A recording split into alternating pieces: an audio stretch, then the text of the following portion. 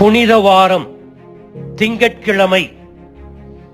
நற்செய்தி பகுதி யோவான் பிரிவு 12 அருள்வாக்குகள் 1 தொடக்கம் 11 வரை. யோவான் 12:12 இயேசு எருசலேமில் நுழைந்ததை எடுத்துரைக்கிறது. எனவே இன்றைய நற்செய்தி இயேசு எருசலேமுக்கு நுழைவதற்கு முன்னால் பெத்தானியாவில் நடந்த நிகழ்வை விவரிக்கிறது. இன்றைய நற்செய்தியில் சித்தரிக்கப்படும் காட்சி இயேசு சிலுவையில் அறையப்படுவதற்கு சரியாக 1 வாரத்திற்கு முன்னால் நிகழ்ந்தது. இயேசு 2 வெவ்வேறு சந்தர்ப்பங்களில் நறுமண தைலத்தால் அபிஷேகம் செய்யப்பட்டார். முதல் நிகழ்வு இயேசு தன்னுடைய பொது வாழ்வின் தொடக்கத்தில் கலிலேயாவில் நிகழ்ந்தது. இதனை லூக்கா தனது நற்செய்தியில் 7வது பிரிவு 36:50 விவரிக்கிறார். பரிசேயர் ஒருவருடைய வீட்டில் இயேசு இருந்தபோது மனம் திரும்பிய பாவியான பெண் ஒருவர் நறுமண தைலத்தால் இயேசுவை அபிஷேகித்தார்.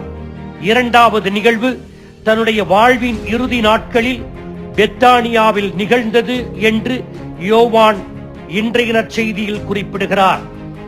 புனித லூக்கா அந்த பெண்ணின் பெயரை குறிப்பிடவில்லை. ஆனால் யோவான் இயேசுவுக்கு தைலம் பூசியது மரியா என்று குறிப்பிடுகிறார். இயேசு தனக்கு நடைபெறப் போகும் துன்பச்சாவை மறந்து தன்னுடைய திருத்தூதர்களோடு தனது நண்பர் லாசர் வீட்டில் அவரது குடும்பத்தினரோடும் நண்பர்களோடும் சேர்ந்து கொடுத்த விருந்தை உண்டு மகிழ்ந்தார். இயேசு சிலுவையில் அறையப்படுவதற்காக எருசலேமை நோக்கி சென்று கொண்டிருந்த போது பாஸ்கா விழாவுக்காக திருப்பயணிகள் மிகுந்த நெரிசலோடு செல்லுகையில் சிறிது நேரம் தனது நெருங்கிய நண்பர்களுடன் நேரத்தை செலவிட பெத்தானியாவில் உள்ள லாசர் வீட்டிற்கு சென்று யாத்திரிகர் கூட்டம் குறைந்த பிற்பாடு தனது எருசலேம் பயணத்தை தொடர்ந்திருக்க வேண்டும்.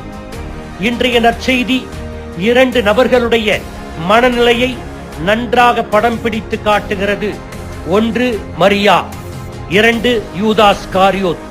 மரியா இயேசுவின் மேல் உள்ள அன்பினால் உந்தப்பட்டு இலாமிச்சை என்னும் கலப்பற்ற விலை உயர்ந்த நறுமண தைலத்தை இயேசுவின் காலடிகளில் பூசி கடவுளுக்கு தன் நன்றியை வெளிப்படுத்துகிறார். திருத்தூதர்களுக்கு முன்னால் இயேசுவின் காலடிகளை நறுமண தைலத்தால் பூசி தம் கூந்தலால் துடைத்தார். இதை மனதில் இருந்த அழுக்கோடு அந்த செயலை யூதாசு விமர்சன கண்ணோட்டத்தோடு பார்த்தான். அந்த தைலத்தின் விலை ஒரு கூலியாளின் 300 நாள் ஊதியம் என்று அந்த பெண்ணின் செயலை விமர்சித்தான். அந்த பெண்ணின் இந்த அழகான செயல் இயேசுவின் மேல் அவருக்கு இருந்த ஆழமான விலைமதிக்க முடியாத அன்பை வெளிப்படுத்தியது. இவ்வளவு விலையுயர்ந்த திரவியத்திற்காக அதிகம் செலவழித்ததற்கு பதிலாக ஏழைகளுக்கு அதை வைத்து உதவி செய்திருக்கலாம் என்றான். அந்த பெண் இயேசுவினால் மீட்கப்பட்டதற்கு இதை செய்தார். அவருடைய நோக்கம் உன்னதமானது. யூதாஸின் நோக்கம் சுயநலம் மிகுந்தது, தூய்மையற்றது, நல்ல செயலையும் கெடுக்கின்ற செயல். ஏனென்றால் அந்த பணத்தை ஏழைகளுக்கு கொடுக்கும் போது தானும் எடுத்துக்கொள்ள வேண்டும் என்ற திருட்டு குணத்தோடு அவன் அதனை சொல்லி இருக்க வேண்டும். படிப்பினைகள்.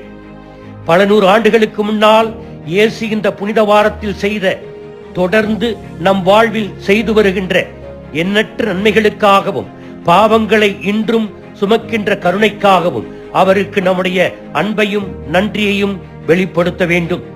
நமக்காகவும் நம் மீட்புக்காகவும் அவர் தம் இரத்தத்தை நம்மேல் ஊற்றினார். நம்மை தூய ஆவியால் அர்ச்சித்து கடவுளின் ஆலயமாக மாற்றினார். அவரது உடலையும் இரத்தத்தையும் நற்கருணை வழியாக கொடுத்து இன்றும் நம்மை வலுப்படுத்துகின்றார். எனவே இதற்கு நன்றியாக இந்த புனித வாரத்தில் அதிக நேரம் ஜெபத்தில் ஈடுபடுவோம். குறிப்பாக புனித வார வழிபாடுகளில் தவறாமல் பங்கு கொண்டு நம் மீட்பரை ஆராதிப்போம். நம் பாவத்திற்கு பரிகாரம் கோருவோம். அன்பான பணிவான சேவைகளில் இந்த வாரம் தீவிரமாக ஈடுபடுவோம். ஆமீன்.